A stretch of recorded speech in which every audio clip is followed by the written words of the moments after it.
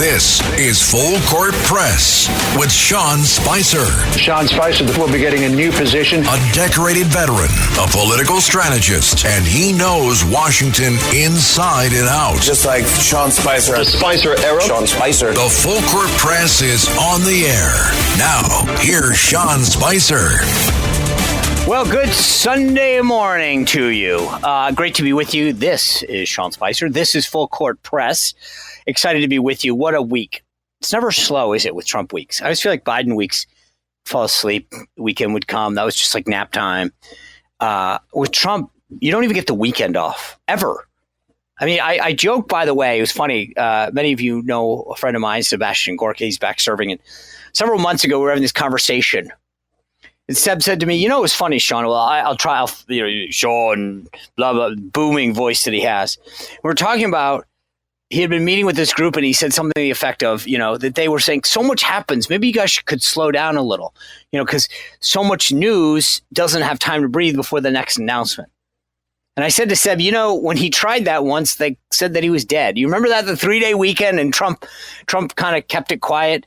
And they said, we haven't seen him in 24 hours. Is he alive? And I mean, it was insane. I mean, there is something. Trump time, people, if you don't hear from him in like 10 minutes, we didn't hear from a president for 4 years, and the press barely said a thing. And now suddenly you don't hear from the guy from like 10 minutes, and he's like, what's wrong with Trump?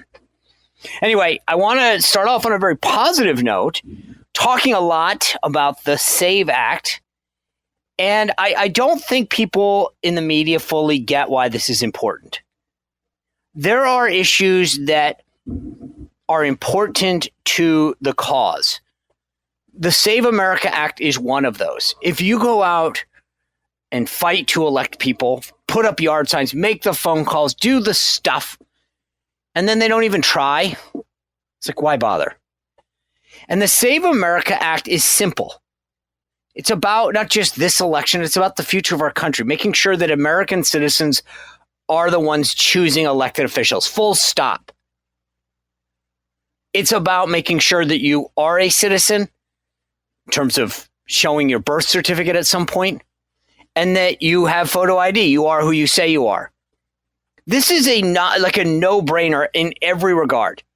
Like, no one said a damn thing, did they, when we said real ID? You know that, right? You have to have a real ID now to get on a plane or go into a federal building. Democrats didn't talk about racism and sexism, because apparently if you're black or female, man, that's just impossible task, right? How could you ever figure out how to get one of those IDs? Especially if you're one of the women that changes their name because they get married. Never going to be able to figure that one out, according to Democrats. But yet, when it comes to getting a real ID to get on a plane, no one had the same pushback. I find the whole thing ridiculous because, again, then you say, well, wait a second, if you're poor, which is one of their arguments, you would think that those people would be getting government benefits of some sort, SNAP benefits, whatever. They need an ID. You open up a checking account. Where does that money go? In a checking account, you have to have an ID. It just doesn't pass the smell test. The one thing that you value, and I say this all the time to Democrats, because they love to argue, of course, we don't know who's in the country illegally, so how can we possibly know if they're voting illegally? But they contend that there's no fraud. So I say to them a lot, and I would argue that this to me is one of the most compelling arguments. How many times has your house been broken into? For most people, hopefully that answer is 0. But do you lock your door at night? You would say, of course I do. Yeah, sure. Because it makes sense. It's smart. You want to protect that which you value. So the Democrats seem to be arguing until we can demonstrably prove a massive amount of voter fraud, we shouldn't be protecting our right to vote, the most sacred right we have as Americans. That's the dumbest thing I've ever heard. But I want to get back for a second as to how we got here. Because I do think it's important and it's monumental. You remember the Texas primary happened. No one got a majority, so it's going to a runoff between Cornyn and Paxton. And Ken Paxton played a game of chess. A game of chess. He puts this statement out and he says, I'll tell you what, I'll drop out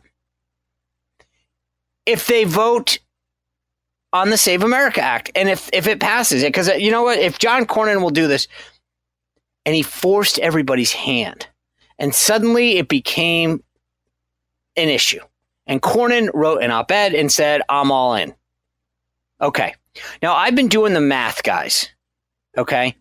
And I just want you to know this because the media will tell you, well, it can't pass and there's no way and all this stuff. Well, I did it for you. Okay. I want you to know that, that I went out and looked all this stuff up. And right now there's actually a really, in my opinion, a really good chance that we can get this thing done. It's just, the media doesn't want you to believe that, but I do. Because I wanted to make sure that I had this right for everybody. And so right now, we have 53 United States senators. Cassidy of Louisiana, we don't seem to have a clear picture on where he is. And the three no's are Murkowski of Alaska, McConnell of Kentucky, and Curtis of Ohio. So if we can get one of those four to vote yes, it passes. I mean, in theory, we have the votes. We have the Republican votes. Democrats won't vote for it.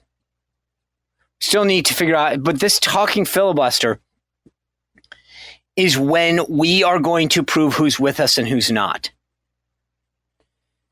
I just want to be clear on this. Thune's trying to make it seem. And my point is, like, then go fight. But you don't see, like, can you imagine being a little league team and saying we're never going to score enough runs, so why even play the game? Go try, John Thune. Get out there. I want to see who shows up. Who's willing to fight for this? Because the concept of the talking filibuster is you go down, you don't stop talking, and then you call a quorum and say, I want to vote. And if the Democrats don't produce a majority, then you get to pass it. And we wear them out. These guys are old. They can't work past 5 and weekends to begin with. But this is going to prove to me who's with us and who's against us.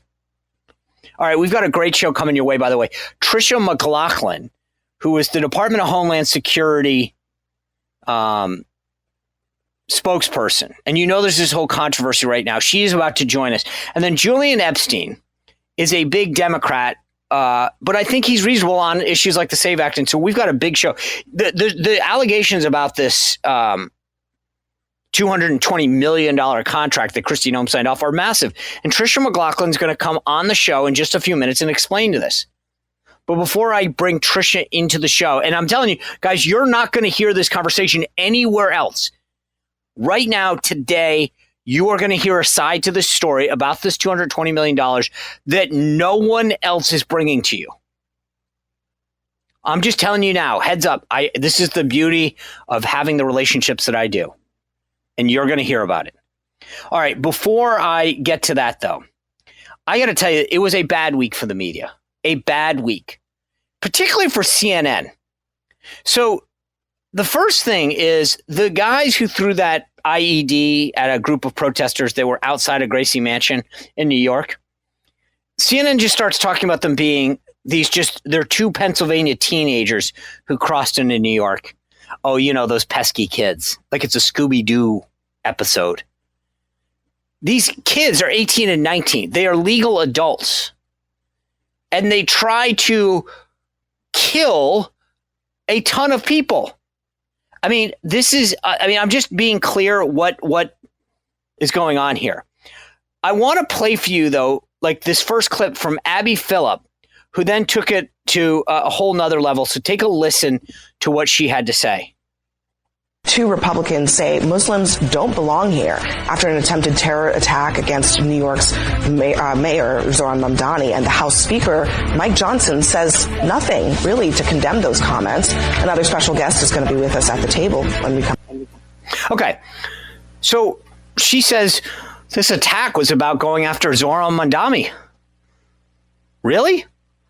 Just because it's near Gracie Mansion. I mean, so that's and she's at the host, right? She has this teleprompter, so she's reading it all. That's not what happened. Ana Navarro, another one of the TDS folks at CNN, went a bit farther with this whoops-a-daisy mistake. Take a listen. Ironic is, so supposedly some of these comments are as a result of the attempt against against Mayor Mamdani in New York, who was raised Muslim, was he not, himself? Yeah. So they're being anti-Muslim and they're finally defending Mamdani over something. To be clear, the attack wasn't on Mayor Mamdani. It was on people protesting. It was attacking protesters, people protesting Mamdani. Right by his house. To frame it as an anti-Muslim attack would actually completely reverse what happened. Someone who shouted Allah Akbar threw a bomb that didn't go off at the protesters. Republicans are finally doing something. Now, okay, so they're all talking about this incident again, and go back to what I said about Abby Phillip, the host. She's saying that this is all about Mamdani. Now, after the show, she puts a correction out that says, I incorrectly said that the bombs were thrown by ISIS-inspired suspects in New York over the weekend were directed at Mayor Mamdani. They were not. I failed to catch and correct that mistake in real time, and I take full responsibility. Okay, I just want to be clear about something, though. You didn't just misread something. I failed to catch that and correct in real time. It was in your teleprompter. Okay, I've hosted a show before. I've guest hosted a bunch. This wasn't like real time in the middle of a conversation. Me and you, we all talking, and I make a mistake.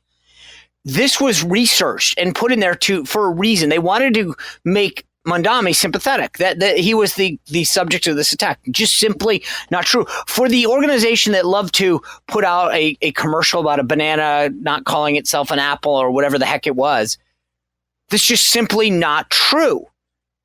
So then she says, I failed to catch this in real time. No. Your show went on. A producer could have come on here and say, oh, you know what? We made a mistake. That wasn't coming after Mamdani. It's just, it just for all these people, the sanctimonious BS that these guys love to wrap themselves in. And then it goes on. I mean, remember, the whole show keeps going. She doesn't say a thing. And then you've got the folks over at ABC. Now, over the weekend, there's a big thing tonight. It's the Oscars, right? Yeah, isn't this the Oscars? I think it's the Oscars. Sorry, I'm not up on my Los Angeles Hollywood award shows. And ABC starts putting out these reports about a threat. And Caroline Levitt says, this is not true. There's no government threat about California and LA.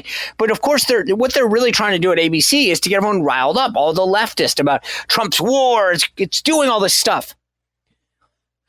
So Friday, no, I guess it's Thursday. I'm looking at the calendar here, getting it right. ABC says, quote, update. The FBI has posted a fuller version of its alert to California authorities, which includes that the information was unverified. The latest version of the story has been updated. So once they did their homework and reached out to law enforcement, Caroline Levitt tweeting out, thank you to ABC News for issuing a correction of the story. The problem, this is Caroline Levitt, their original misleading story received 10 million views and panicked people across the country. The correction only has 100,000 views. Fake news is real and it's dangerous. The Trump White House is working 24/7 to keep up with it and fight back. I mean, this is the point. The headline grabs it and then the small correction in the corner gets nothing. That's how they operate. CNN, though, didn't just stop there. I want to play for you. There's this story. You might have seen it. The Department of Defense, I don't know if you know this, spent $1 gajillion on lobster and steak so that Pete Hegseth could be eating like a king. If you listen to the liberal media, that's what's happening. I want to play you this clip from CNN. Paul Begala is the voice that you're hearing. Take a listen. He has spent $15 million in 1 month for ribeye steak, $6.9 million for lobster tail, $225 million for furniture. He spent more in the month of September than most countries on earth spend in their defense. Paul, do you believe for himself? Lobster tails? Do you believe while our troops are eating MREs? No. Do you believe the Secretary of Defense is personally eating all the lobster? Well, he can't eat 16. Oh, really? The troops are getting lobster frequently. Brothers D-Fact has steak and lobster. How's your steak and lobster? All right, damn near decent. How's yours? I'm ready for war. We're going to war. Oh my God! Troops who are going to war. Oh my God! Great meal. You know that. They're getting lobster. You are so full of it. Killed over this. You're going to get killed over this. Internet, do something. I might have to double it. I had to run it back. You know what? Those little clips you heard interspersed in there. We're soldiers. And the DFAC is the dining hall for the Army folks. Yes, they're joking about going to war. The Navy, which I have a little experience in, 27 years, when they're about to do a serious deployment or maybe a port visit gets canceled, because you get a really nice meal, usually lobster and steak. Army does their version of this as well.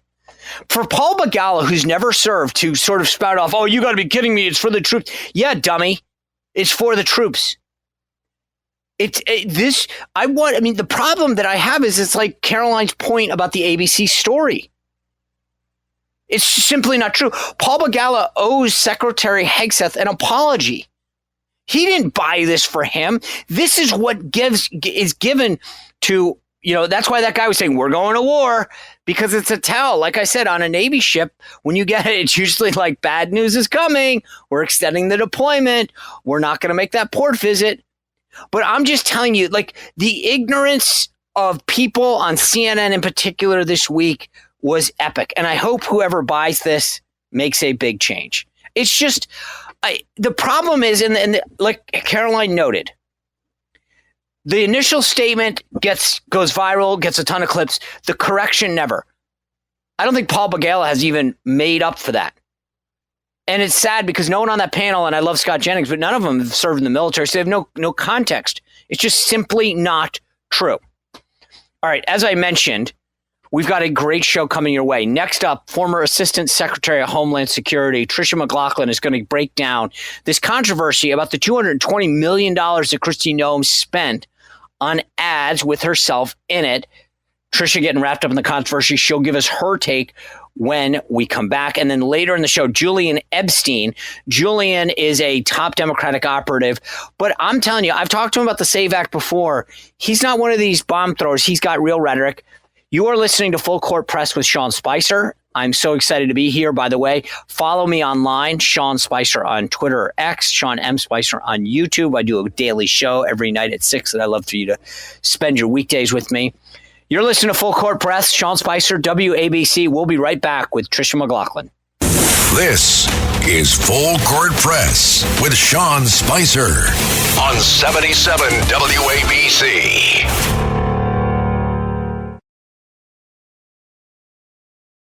The Full Court Press is on the air. Now, here's Sean Spicer. All right, guys, welcome back. What a Sunday. All right, I don't want to wait this any longer. I'm excited to be joined by the former Assistant Secretary of Homeland Security, Trisha McLaughlin. Trisha, thanks for joining us. Sean, thanks for having me on, and congratulations on your show. Thank you. First of all, I got to just say, thank you for your service. I know, doing these jobs sometimes is thankless, and especially for what you guys did at Homeland Security. We are safer as a country. You help fulfill a lot of President Trump's signature campaign issues. And I know you never probably got 5 minutes to yourself because the left-wing media was just constantly quarreling with the statistics, the tactics. And so I appreciate everything you did as a sacrifice, as an American, to serve our country and President Trump. Oh, well, thank you, Sean, and thanks for what you continue to do for our country. It's an honor, and it was certainly a sacrifice, but I do it all day, every day. Okay, I'll take you on that. I want to get to some of the accomplishments because, again, this is something that for a lot of us who just, again, I don't look at it as a partisan issue, but I want to get to what you guys accomplished at the border in a second. Yeah. But obviously, a lot of issues have come up in the media now about the big ad buy that Secretary Noem made. Let's just break down for the facts. I want your side of just give people who are maybe even new to this situation. Walk us through what this whole hubbub is all about. Yeah, and I think naturally people are going to say, well, why does DHS have a $200 million ad buy? And the reason is because 10 to 15 million illegal aliens entered our country in the last 4 years. And Sean, the cheapest and safest way to get them out is for them to self-deport. So really the purpose of this ad buy and what Secretary Noem did with it is tell these illegal aliens who are in the country and outside of the country so that they can tell their family members in the interior of the United States, get out now. You get $2,600. You get a free flight home. Preserve the potential opportunity to come back the right way, the legal way. And then if not, we'll arrest you. And actually, DHS had pretty enormous success with this. There's around 2.5 million people who self-deported. And then DHS, a couple weeks ago, past my time, they put out that ad campaign actually saved about $39 billion for the American taxpayer. So those are the facts right there. Well, I mean, and it's funny when you talk about like marketing, right? So a company wants someone to buy a product. They talk about customer acquisition costs. How much does it cost to get that person to learn about our product and buy it, right? And every good company, if you ever watch Shark Tank, there's what's your customer acquisition cost, right? So for you guys, there must be an analysis that says, hey, running these ads gets people out the door, which is a lot better than sending a whole ICE team to go track down an individual, right? Oh, absolutely. I mean, this is a very conservative estimate. It costs about $18,000 to deport someone. So that's, first of all, apprehending them, arresting them, then having them in detention, versus even with the $2,600 in free flight home, it was about a 70% savings. And so DHS saying that's about $39 billion. And you can't, especially, right, the ICE resources, the CBP resources there, the safety of those communities, the safety of the migrants themselves, those things are all, you can't even put a price tag on. No, it was funny. I was trying to do on my phone here. I mean, this is, shoot, I mean, I can come up with at least $45 million. I mean, like, this is a real number of savings. And also, by the way, it's not just that, it's how many jobs are available, like the impact that they were having on housing costs, potential crimes. I mean, there is a massive cost to this. So let's just keep going down this thread, because I do want to get to some of the really great work that you guys did. But yeah. So the ad budget, so the Democrats right now, they pressed her on the Hill and said, you gave this, you didn't go through the process that was proper. The vendors weren't vetted. They went to some people that were in your orbit. Like, walk us through what you want us to know about how that process worked. Yeah, and I think that this piece is very important, and because, I mean, think about it, Sean, the Republican Party and all of us want transparency. There's a reason we had DOJ. We want to get rid of waste, fraud, and abuse, and the American people should be skeptical about how their money is being spent. So on this process, it was run by career procurement officials.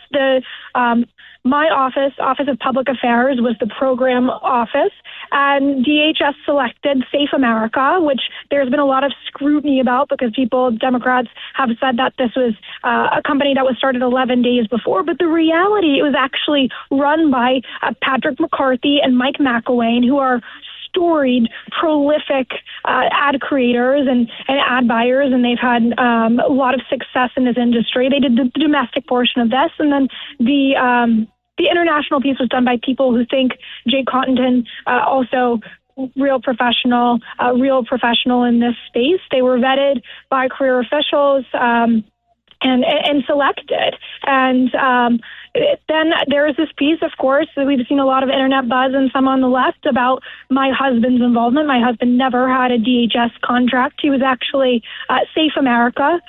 They contacted the strategy group and wanted them to do limited ad production. And as soon as I found that out, I immediately firewalled. And it is not legal, Sean, for DHS to have any control or decision making in the subcontractor process. But I knew this is my fiance's company. I don't want those optics. Immediately recuse myself, not involved. So I think the American people should know that, because there's a lot of headlines out there and confusion, and we need to give people the truth and the facts. So just so I get this straight, you guys have this process. A company is formed. And again, I get it. Just so people get this, like, if you're doing business at a different scale, you have a company and you say, okay, we should set up a separate company just to work on this contract or this account or whatever. So this company, these ad makers set up a company specifically to bid to maybe DHS and some other, I don't know, but they set up the Safe America, right? And then that company gets awarded the contract. You have nothing to do with that, right? No, I was part of the conversations with Safe America and with people who think, I was the head of the program office, right? So we were just the vehicle. The procurement actually ran the process. But I did get to see, some of the presentations for these different entities. Okay, so Safe America gets chosen, and then they go out and subcontract, and one of the subcontracted companies is your husband's. Yeah, well, it was my fiance at the time. And I'm getting wind of this, and I'm like, firewall, recusal. But keep in mind, Sean, this is on the backdrop of my fiance at the time, that firm who had done ads for Secretary Noem for, I think, almost a decade. So there was familiarity there. And I think Patrick McCarthy and Mike McElwain, well, I haven't had that conversation with them why they were chosen. Again, as by law, DHS cannot get involved in the subcontracting, dictating, or controlling. But that is some of the context that I think is important for people as well. Okay, so this whole thing happens. And just to be clear, when we talk about an ad buy, $200 million, it's not like they're getting $200 million or whatever, right? They're getting that money and then going out and buying ads. That's correct. Okay. Absolutely. So the Daily Wire reported this way. McLaughlin, that's you, acknowledged to the Daily Wire that she was part of a group of officials that heard the presentation from each company that was considered to do the work. One of the successful firms later subcontracted to your husband's company, though they didn't marry until August. So nothing objectionable to that. No, but the framing here is incredibly important. Like I said, recused myself, firewall, was in no way involved in that subcontracting work. But I just want people to understand, as far as I know, and again, I want you to explain this, the work that your husband's firm would have done is ad creation, correct? I mean, or maybe limited production. Okay, so that's what I think when people hear a price tag, $200 million, it's not like they're getting that money. They might be they're designing something and then using that money to go buy the ads that are produced. Exactly. And that's very important here, Sean. I have to reiterate, DHS did not hire my fiance's company. Safe America did as a subcontractor. And actually, Ben, my now husband, his firm put out a statement saying they made at cost the ads, and they made $220,000. Nowhere near $200 million. So, and that's, I think, again, to your point about the context. So at the end of the day, they do all this work and they did the thing at cost, and then they make $200,000 from what, buying, or what is it that they profited from? No, just pure production of that ad. And candidly, Sean, I'm not super steeped in what ad production even looks like, again, because I would involve myself in this, and there was a firewall. Okay. So outside of that, so you're from the media framing piece of this, one, how the process works, maybe two, the profiting, what else is not being portrayed fairly about you and the process? Yeah, I think that they have this fantasy of corruption where there was none. Our general counsel, he put out a statement recently talking about how this was all done by the book, and that there's a lot of guardrails surrounding the procurement process, and those were followed by the T. I think that is something that's sorely being missed. I think there's a lot of kind of lies out there that I had left the Department of Homeland Security because of these contracts, and no way is that true, Sean. From these kind of jobs, they can take a real it's a real sacrifice, and it's a real honor as well. But I had served Homeland Security for a year, and then was planning to leave, but left in the wake, wanted to stay on in the wake of Minneapolis and what happened in Minnesota, and really serve the country, through it all. Okay. I want to move on. I do want to get to Minneapolis in a second. The other big thing, unless your husband owns an airplane company, I want to ask you, in retrospect, obviously, I don't think the public affairs had anything to do with the procurement of an airplane, but obviously, I will say, what are we missing, if anything, about the procurement of the plane that's getting a lot of attention as well, if anything? Yeah, I wasn't particularly steeped beyond in the, anything contrasting with those airplanes. I wasn't really aware until the press inquiries started to come in. But I know, we do spend a lot of money on these military aircraft, especially for high target individuals or high profile deportations. And so I know that this plane was put in the budget to be dual use. And I know that, there's a lot of conversation the fact that there are bedrooms in that plane. And my understanding, based on people who are experts on this and were involved in this contract, is that those bedrooms are actually being retrofitted. So they're not bedrooms and they actually have more seating for more deportation. Well, I mean, I do think it was very kind of you guys. If you're deporting somebody, they might want a nap on the way back. I mean, I'm just saying it was very thoughtful for all of the backlash that got taken about the treatment of detainees and deportees. I would say it was just very thoughtful to be like, would you like to take a nap on your way back to your country of origin? So I mean, look, maybe that was just a very kind gesture on our behalf as a country. You mentioned Minneapolis. The thing that I find fascinating about Minneapolis is this. The president has gone in all of these blue cities, DC, Memphis, New Orleans. And for some reason, the only one that stands out is Minneapolis. Mm-hmm. And the media fixates on all of this. But tell me if I'm wrong. There was a reason that Minneapolis was different than all of the others.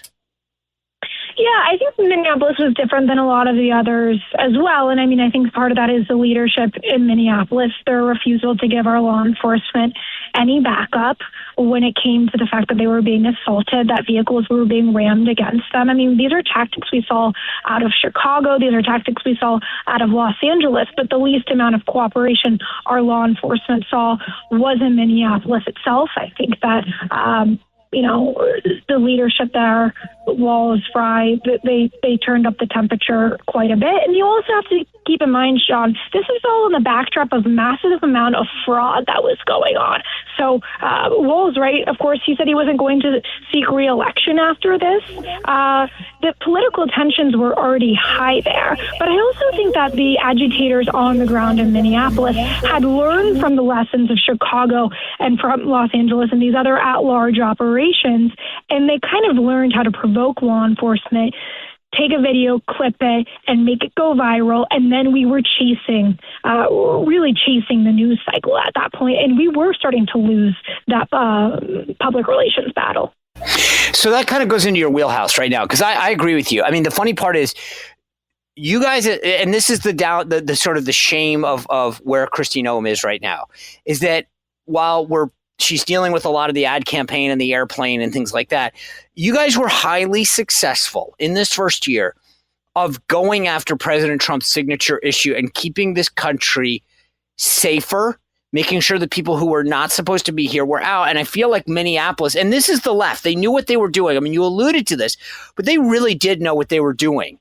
And I feel like until we get to the bottom of this, like understanding who's paying for this and the agitation, like they recognize this, Trisha. And here's my supposition on this. Biden let millions, and by a conservative count, we can probably say about 15 million people into this country. And then the Democrats said, but now we want to protect them from being sent out. And we give them driver's licenses. And now, by the way, DHS is shut down. I believe that right now, like this is as cynical as this sounds, Trisha McLaughlin, this is what I do think this is their plan. Let them in, fight to keep them, give them a driver's license, and make sure it's hard. And then we help assimilate them and talk about them as if they have rights. Oh, well, you're completely right. And Sean, to that point and to the broader point, I think what I saw at Homeland Security was that our legal immigration system is so much worse off, so corroded, so corrupted, especially in the last 4 years. I mean, you look at programs like temporary protected status, which were supposed to be meant for, extraordinary temporary circumstances. You have people who have been there for 25 years on that. Millions of people. You have CHNV, which is Cuba, Haiti, Nicaragua, Venezuela. It's a parole program. There are millions of people who are unvetted, led into this country, and I think we are seeing the ramifications of that in a lot of these, people who hate America. We've seen some of these terrorist attacks in the last few days. So a lot of these are naturalized citizens who hate the U.S., who clearly were not thoroughly vetted. All right. The last thing I want to talk to you about, I mentioned this at the beginning of the show. The SAVE Act, the Senate is seeming to acquiesce at least on getting a vote. What to people out there who how important is the SAVE Act, not just to voting, but to our homeland security? It is essential. This will have generational consequences. And if we can't get this through, when we still have a Republican Senate, we still have a Republican House, and we have a Republican president, when are we going to be able to do this? This will have generational consequences for elections to come. I think that this is a matter of preserving our national security and our republic itself. So what for the members out there, I read it at the beginning. I mean, we have 3 Republican members, Murkowski from Alaska, John Curtis from Utah, and Mitch McConnell.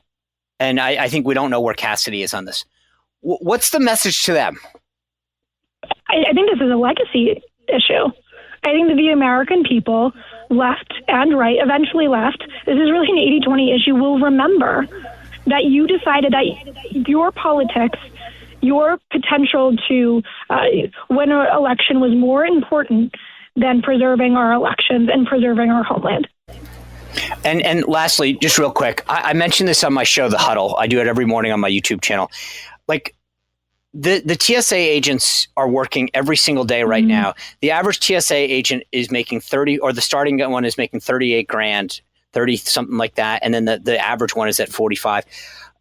What do you want us to know about these people that aren't getting paid right now, whether it's TSA, Coast Guard, Secret Service? Like, what is the message to Democrats that are not letting Republicans reopen the government? I mean, TSA in itself, we've just had 300 TSA agents quit because they're not getting paid. 4 times now, we've had Democrats vote against paying our TSA agents, paying our FEMA workers, paying the U.S. Coast Guard. They claim that this is about ICE. This has nothing to do with ICE. ICE is getting paid until the end of President Trump's term. They're continuing to put politics out of public safety. I mean, you have Alyssa Slotkin, who finally, as soon as she has a terrorist attack in her backyard, she's finally saying, yes, we need to fund Homeland Security. It shouldn't take an act of terrorism. It shouldn't take an act of violence to get Democrats to do the right thing, to fund Homeland Security and stop putting our national security at risk. Perfect. Trisha McLaughlin, thanks for your service. I really appreciate you being here and breaking this all down for us. Hey, Sean, thanks so much for having me. I appreciate you and all you do. You bet. We'll be right back. This is Full Court Press with Sean Spicer. This is Full Court Press with Sean Spicer on 77 WABC. How many discounts does USAA Auto Insurance offer? Too many to say here. Multi-vehicle discount, safe driver discount, new vehicle discount, storage discount, legacy. How many discounts will you stack up? Tap the banner or visit USAA.com/auto discounts. Restrictions apply. LifeLock, how can I help? The IRS said I filed my return, but I haven't. 1 in 4 tax-paying Americans has paid the price of identity fraud. What do I do? My refund, though. I'm freaking out. Don't worry, I can fix this. LifeLock fixes identity theft guaranteed and gets your money back with up to $3 million in coverage. I'm so relieved. No problem. I'll be with you every step of the way. 1 in 4 was a fraud-paying American. Not anymore. Save up to 40% your first year. Visit LifeLock.com/podcast. Terms apply. Welcome to your personal briefing. The Full Court Press is on the air. Now, here's Sean Spicer. Hey guys, welcome back. What a big Sunday morning show we've got for you. Just heard Trisha McLaughlin, from former Assistant Secretary of Homeland Security, breaking down a lot of this controversy. As I said, you're not going to hear this anywhere else. But I'm excited to bring in another guest who has been on my show. Phenomenal explainer of the Democrats' storied career leading Democratic efforts on the House and for other clients. Julian Epstein joins us now. Julian, thanks for joining us this Sunday morning. Always a pleasure to be with you, Sean. Thanks for having me. I got a couple things I want to hit with you, but let's just start with this. You wrote a really interesting piece in the New York. I read it, so I know what you mean. But explain to people why. Because you talk about it in the op-ed. What is a watermelon radical? Well, the Watermelon Coalition, Watermelon Radical, is sort of a new thing and an old thing. It basically is the alliance of socialism or communism with Islamism. And it's an old thing in the sense that this goes back to Lenin in the 1920s when at the beginning of the Soviet Union, the communists attempted to find common cause with the Islamists because while they had very little in common philosophically, they both wanted to take down the West. And then you saw in the 1960s, 50s, and 60s with Stalin and Brezhnev, the alliance was sort of the second chapter of that alliance where they really tried to shape movements like the Palestinian movement as an anti-colonial movement and use the language of anti-colonialism in order to be more appealing to Western intellectuals, Western liberal intellectuals. And now you're seeing the alliance in the Democratic Party. You're seeing you saw it with the protests on college campuses. You've seen it when the officials in Minnesota weren't willing to go after Somali fraudsters for fear of being called Islamophobic. You've seen it in Manchester, England, where the Green Party allied with Muslims, and they got rid of all of the Green Party abandoned all of its positions on things like LGBT, which don't appeal to Muslims, because they were looking to form this coalition. It's not a coalition where there's a great deal of historical philosophical alignment, but there is an alignment in the desire to take down and undermine the West. And you're seeing that in the Democratic Party today. You're seeing that when AOC embraces Mohammed Khalil, who is a leader in the Columbia University Apartheid Divest movement. This is a movement that explicitly talks about eradicating the West. This is a movement this is an organization that applauded and defended Iran in our recent war. So it is a very intensely anti-Western campaign alliance. It is united by the belief that the West is responsible for all the bad things that are happening in the world. It's demented, it's pathological, but it used to be something that was very fringe in the Democratic Party. But I think today it is part of the reason that the Democratic Party is becoming radicalized. So, Julian Epstein, you have a very storied career. You are a senior advisor, very looked to on key issues to tell the party leaders which way to go. When you espouse things like this now and say, guys, we're going too far, this is too extreme, I don't want to put words in your mouth, but this is what you write in this New York Post piece. You wrote, Democrats maintain the smug conceit that they're on the right side of history, but except for Fetterman, they seem clearly we're on the wrong side now. When you talk to these people now, do they say, Julian, you've changed, or we've changed, or we have to do what we have to do to keep the base happy? Like how does that conversation go to the extent it even happens? I think I don't have honest conversations with my friends on the left about it. I think the reason, the culture, I try to, and I think I say to them things like, I haven't changed my position at all. All the things I espouse is exactly what the Democratic Party was a generation ago. In fact, Sean, if you compare Bill Clinton's positions with Donald Trump's positions, I don't care which issue. You could take any issue. You could take immigration. You could take solving the debt crisis. You could take welfare reform. You could go on policing and crime. You could take almost any issue, and they're very similar.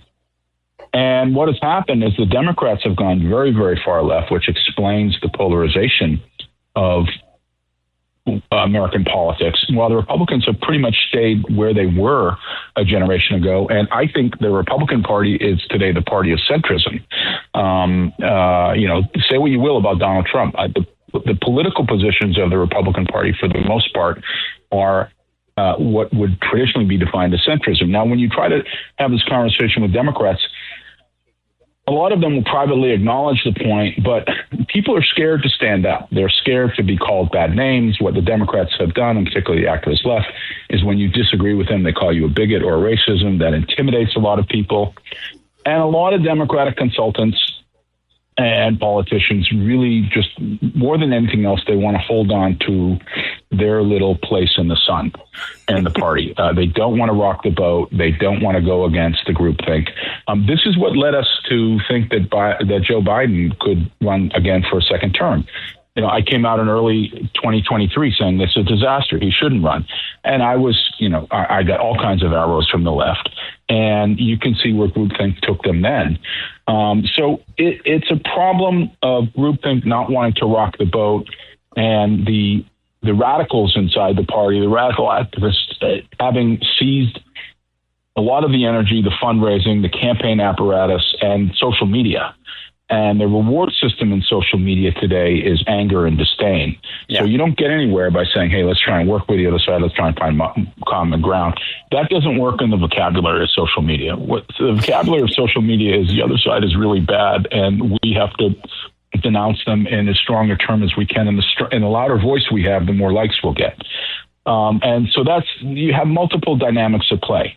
One is the Watermelon Coalition and the activist left. Another is sort of social media.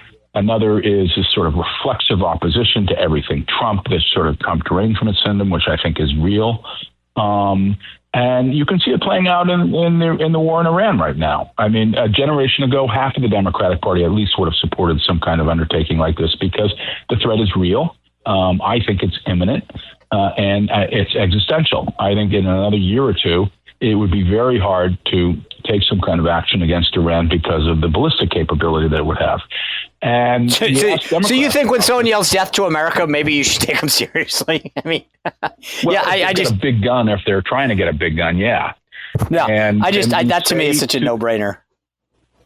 Yeah, I think it's a no-brainer as well. You say to Democrats, okay, the key answer, every time the Democrats complain to me about me being a turncoat, I will say to them, for example, I could give you a lot of examples, but the one example I would give you, what is your answer on Iran? You cannot deny the fact that Iran is a real existential threat. You cannot deny the nuclear, the ballistics, the terror armies, the veto on the Strait of Hormuz. You cannot deny these things are existential threats to us. If you don't think what Trump is doing and the administration is doing is the right answer, what is your answer? That's what I'm so glad you said that, Julian, because here's my point. Hillary Clinton, all these other people are on the record saying the first thing I would do is bomb Iran. I would take him out. And then when Trump does what they said they would do, they go, how dare he? It's almost like politicians are used to being like, how dare he actually do something? Our job as politicians is to say stuff and then not really do it. Like they get mad at Trump for doing what he said he would do. You name checked the Bidens real quick because I want to. There's a couple other things I want to touch on with you, but Jill Biden's got this new book that's coming out. A lot of people believe that she's going to use it to settle some scores. Just from your Democratic strategist standpoint, is this helpful to the party? Like that we're going to be talking about the Bidens again and potentially whether he had the mental acuity to be serving or not? No, I think. Or does it not matter? I think it matters. I think that most Democrats would like to see the Bidens go quietly into the sunset. And I think the fact that they held on so strong in wanting to run, I think was basically an act of narcissism. And it was an act of betrayal against the country and betrayal of the party, because it wasn't good for the party or for the country that he run again. But they were so anxious in hanging on to power that they forced the party into a lie that everyone knew was a lie, that Biden was competent for a second term. And it's just sort of like, it just reminds you of the old Soviet days where sort of like, everyone knows the emperor's not wearing any clothes. Everyone knows the regime is corrupt, but nobody wants to say it because nobody wants to rock the boat and, undermine their own position within the larger ecosystem. And that's how you get the phenomena of groupthink. And I think that her coming out, settling scores, trying to make the case that it was either an effective administration or that it should have run for a second term, nobody believes it. I think if that's where she's going, I think it's delusional. And I think there's an element of narcissism here. I think it's not advancing anything that is helpful to the Democratic Party at this point. Well, speaking of that, helping the Democratic Party, this week, we expect in the Senate to see a vote on the Save America Act. two fundamental things. One, you prove you're a citizen here, and then two, you have to show a photo ID. In the remaining 3 minutes that we have, should Democrats, is this the hill that they should be dying on? I don't think so. And, I went to the airport the other day and I went through TSA, and I now was told I have this option for touchless identification. They can do biometrics and identify you. We live in a very dangerous world. It's not just the issue of voter and ballot security. It is our physical security with sleeper cells in this country. There are things like E-Verify, which I think the administration should be using to enforce immigration laws. There are a lot of reasons that we need to know who's in the country and that we need to verify the validity of who that person is. And, photo ID is one way. Biometrics is another way. And I think if Democrats think that there's something discriminatory about it, or people can't afford it or get access to it, well, to fix that problem, make IDs free, or make them, you can have roving vans that can go into communities and provide it. There's all kinds of solutions, but just simply opposing what, 70-80% of the American people support, and which we need for a whole host of security issues. Democrats are still living in the 1980s. ACLU made this big argument against national ID at that time in terms of Big Brother. Maybe that had some validity 40 years ago, 50 years ago. It doesn't have validity today, given the unstable and the insecure world in which we live. So, but they don't seem to be facing any. I mean, this is interesting. It is an 80% issue, and frankly, a common sense issue, right? I mean, the thing that I find so fascinating is, to your point about going to an airport, right? It's not just going to an airport. Because you could argue that poor people can't fly, or they don't fly, or whatever. But poor people get benefits. You have to have an ID to get SNAP, or veterans benefits, or agricultural benefits, or disability. You have to have they make people now put all that money in a checking account. You have to have an ID to open the checking account. I mean, the argument doesn't hold water, and that's kind of where I'm just going. To me, the emperor truly has no clothes on this argument. Well, it is the soft bigotry of low expectations, this notion that people of color don't have the wherewithal to figure out how to get an ID. You do these interviews in the streets, and you'll find 99 out of 100 think the argument's silly. But I think it's a non-argument, and I think what Democrats should do is simply say, okay, let's stipulate that they have some case that somebody will be disenfranchised. Make the IDs free, or make them readily accessible. But Julian, is that really the argument? I mean, look, can I be honest with you? I don't think that's really the argument. They know that. Georgia proved it. You can do this. This isn't, right. To me, I'm sorry, I just don't believe that that's really what they care about. Like, this is to me, because it was easy. If you want to do it, the answer is, I agree for that. I speak for every Republican. Here's a free ID. That's not what I think what they're really fighting for. Yeah, but I think the Republicans should say that. I don't hear them saying that enough. You know what? I love that point. You're right. Yeah. We will make the IDs free, and we will make an ID available within 2 or 3 miles of every residence, kind of a thing. Whatever the answer is, there are this is available answers for it, and I think the Democrats. Again, this is another example of the radicalization of the Democratic Party, listening to this radical activist base that has all kinds of reasons for dragging the party left. It's good for them. It's good for their organization. It's good for their fundraising. It's bad for the party when it comes to the general electorate. If you don't believe me, just look at the polls that came out this week saying the party, 3/4 of American people think the party's out of touch. 100%. Julian Epstein, I love the insight. That's a great idea. I'm going to steal it. I'll be using it all week. Thank you for joining us on this Sunday. Anyway, guys. No credit needed. Done. Well, you just got it. So the rule is you give it once and then you don't have to again. Anyway, thank you guys for joining us on this Sunday. Please tune in every weekday at 8:30 and then at 6 p.m. on my YouTube channel for The Huddle in the morning and The Sean Spicer Show in the afternoon. I've got a brand new book out, Trump 2.0. You can go on Amazon right now and pre-order it. President Trump wrote the foreword. It's Trump 2.0. Go to Amazon. Do that right now. Have a great Sunday. Thanks for being with us on Full Court Press. I'll see you next Sunday.